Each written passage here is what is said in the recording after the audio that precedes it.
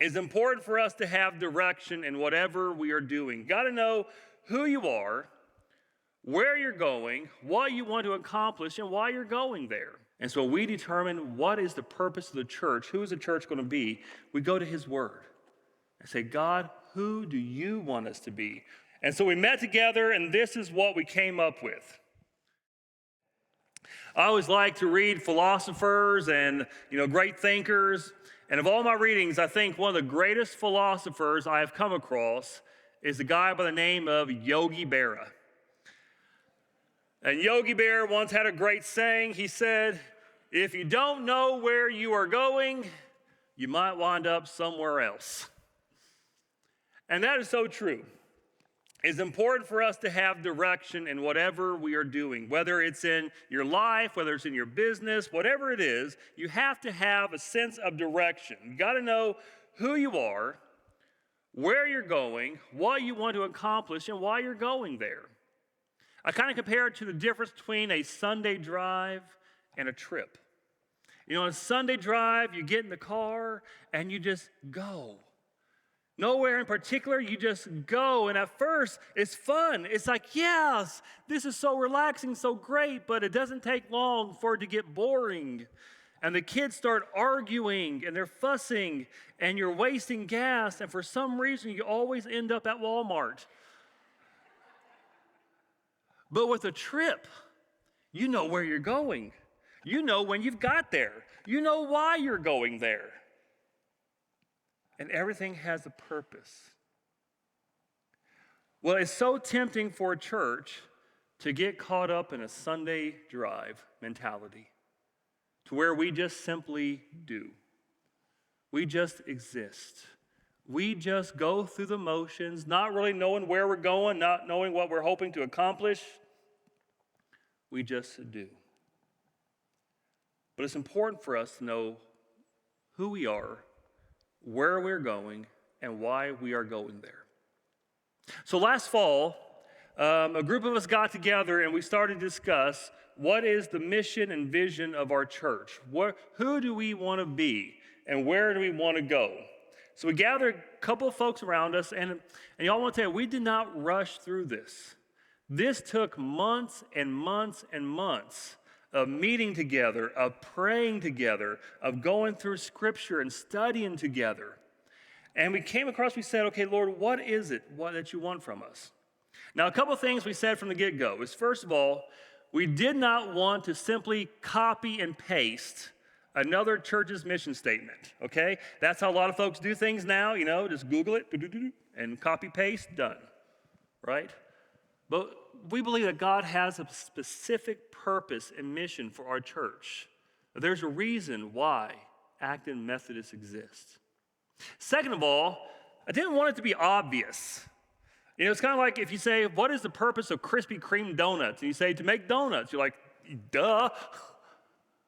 But what makes a Krispy Kreme donut a Krispy Kreme donut? The glaze, the softness, the flashing hot ready sign. Oh, I want a donut. Well, we say, what's the purpose of the church? Well, to love God and love others. Yeah, that's a given. That's what we're supposed to do. That's the basis of Christianity.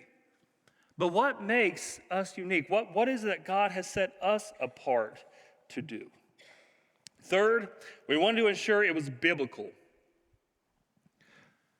This church is not the pastor's church. This church is not your church. This church does not exist for my glory. This church does not exist for your glory. This church belongs to the one who died for it and the one who gave his life for it. This church belongs to Jesus Christ. And so we determine what is the purpose of the church, who is the church going to be. We go to his word and say, God, who do you want us to be? What do you want us to do? And so as we went through this, there are certain phrases and certain words and certain thoughts that kept coming up as a consensus with everybody as we went through these scripture verses, and they kept coming up. Now, a couple of things that I said is that I wanted to ensure that A, was biblical. I wanted it to have a glimpse of our Wesleyan background. So I want to make sure that there's some sense of sanctification inside there and the pursuit of living like Christ. And third, probably most importantly, it had to fit on the coffee mug. We want to be short and concise. And so we met together, and this is what we came up with. To be Christ-like in leading generations, to be like Christ. Now, that sounds like a mouthful, but every phrase in that is purposeful and packed with meaning. Even from the get-go, to be. We don't put that in there just to sound Shakespearean, to be or not to be. No, we leave it at that because this is not really a mission statement or a vision statement. It's not pigeonholed into one thing. Why do we exist? To be Christ-like in leading generations, to be like Christ. What do we hope to accomplish? To be Christ-like in leading generations, to be like Christ. How do we know when we get there? When people are Christ-like in leading generations, to be like Christ. And so every phrase is important. And the first one we're going to look at today, but I just want to go through these. Christ-like. Now, I love this. Think about it. How many churches are known, if I say a church's name, you know that church because that's who the pastor is. Or that's the program they have. They have a great kids program, they have a great youth program, great senior adult program. All these things. But imagine if a church was known for the people going out into the world and being like Christ. Imagine when someone saw a person from this church and that person was loving, forgiving, full of grace, full of mercy, compassionate, kind, merciful. Imagine they said, wow, how can I be like that? That's who we want to be.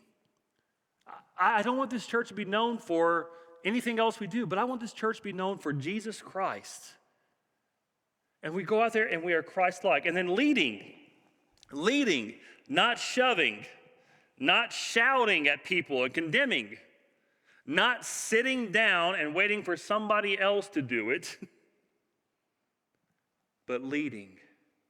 Meaning we just don't tell people stuff. We go and we lead together. We lead them with their hand in ours, and we walk them through. And we lead by example. And then generations. This was something that kept coming up, generations. So many churches want to be the young, hip church. Y'all, and I've thought about that. I could put on a pair of skinny jeans. And, I could start, get my hair all fancied up. But y'all, here's the thing. We need everybody. Sometimes we can be guilty of idolizing one group of people and arrange a whole church around them, forgetting that, guess what? Young people need Jesus, but guess who else needs Jesus? Old people need Jesus.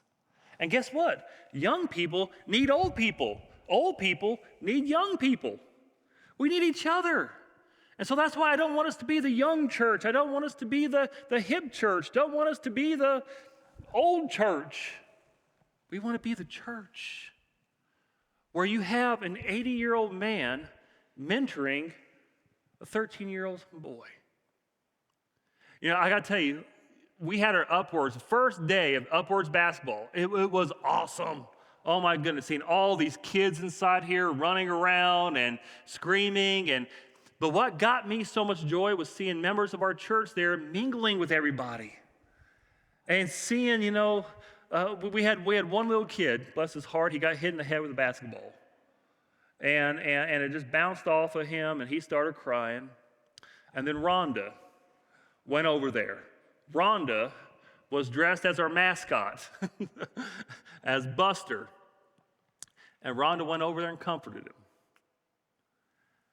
Now, you see, this young boy was ministered by an older person, not old, okay? No, by an adult. You see how that works? Generations. Paul in Titus tells, older men, mentor the younger men. Show them this is what a marriage looks like. Show them this is what a man of integrity looks like. Older women, show your younger women this is how you live. Mentor each other. So lead generations to be like Christ. You know what that means? Our purpose is not how many people sit in the pews on Sunday morning. Okay, let me say it again. The purpose of this church is not to have a bunch of people in the pews on Sunday morning. We could give out free money and stack these pews. We want to be making a difference by leading people to be like Christ. So that means we're going to tell them the gospel. We're going to introduce them to Jesus Christ. And when we introduce them to Jesus Christ, we're not going to leave them as orphans there. We're going to walk with them, help them grow up in their faith. We're going to help them become more mature and become like Christ. Because you know what happens when you become like Christ? You become Christ-like. And then you lead generations to be like Christ. You see, it goes. And what happens, you start to reproduce. And all of a sudden, we have a church full of people who are Christ-like, going out into the world, bringing people in, helping them become Christ-like. And then pretty soon, all of Granbury is like Christ. And then all of Texas. And then all of the United States. And the whole, you want to know how you start revival? You start like that. So to be Christ-like in leading generations to be like Christ. And you know, I can't wait. We're going to break this down over the next few weeks. And we also have some foundational principles that help guide and gird us, like prayer and study scripture and service and all these things. I can't wait to talk about those. But today we want to start off with the phrase, to be Christ-like. Okay, and I will start off by asking about this. How many of you remember when you were younger and you read comic books, which I'm sure y'all read comic books like I did, and there was an ad for the Charles Atlas course. Do y'all remember that? Oh, come on. First of all, y'all didn't watch Heartbreak Ridge, and now you didn't read. Okay, Charles Atlas course. Every teenage boy read these, or kid read these when they were younger. And it was in the back of the comic book. If you were a scrawny little boy and you want to get big and strong, here was the answer. Charles Atlas. You would clip out your comic book and you would put in the mail and send off the money. And Charles Atlas would show you, this is how you get to look like Charles Atlas. But now that's hard, okay? So imagine if I said, I ordered the Charles Atlas course and I rave about how great it is. I wanted to argue about how great Charles Atlas is, but I ignored what Charles Atlas says, and I said it's too difficult, so I need to adjust it to accommodate me. So I changed the Charles Atlas course to make me feel more comfortable in my own skin and not make me feel so bad about not looking like Charles Atlas. And so I changed it to accommodate my slothfulness and my gluttonous ways. And at the end of it, when I'm done, I look just like me, and I look nothing like Charles Atlas. Would you say that I had money well spent? No. The purpose of a Charles Atlas course is to look like Charles Atlas. If you are a follower of Charles Atlas, the followers of Charles Atlas look like Charles Atlas.